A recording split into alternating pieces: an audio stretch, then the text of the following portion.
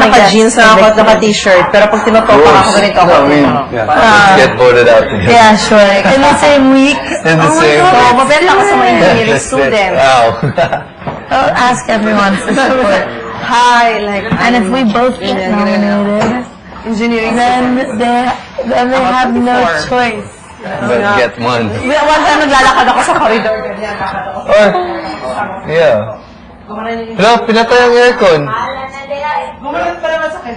Wow, thank you. Now it's gonna be so hot. No, it's perfect. But I'd in rather have an it. hour, in an hour. Mas gusto ko mainit kaysa sa malamig. Cause mainit, like, Usually, I don't like sleeping in heat. in heat. Yeah, especially in an enclosed area because there's no circulation of air. Whereas outside, it's okay because there's breeze. But Yeah, but ayoko yung every morning gumigising tayo shivering. that's what, I don't like that either. Especially because it's harder to get out of bed. And your body is parang cold pa.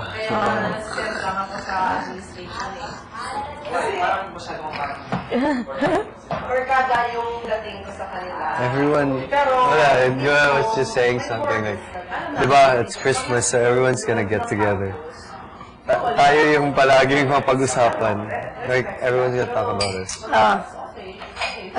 Yeah. In Cebu? No, like family, like, like with my family, with parties and relatives, like, it's a topic. For sure. Definitely. And for sure in your part. Yeah. I bet they're doing it anyway, because I know Narisa, my mom's secretary, she's crazy. She's She crazy loves obsessed. TV, Yeah. like, loves it. So much more now. It is different. Ibang level na. Yeah. So I know every day she's like updating my mom, even though my mom's anyway. And she made me take loads of photos with her. Talaga? Even though I would anyway, she means a lot to my mom and me. She's a good person. Na-experience niya yung Pasko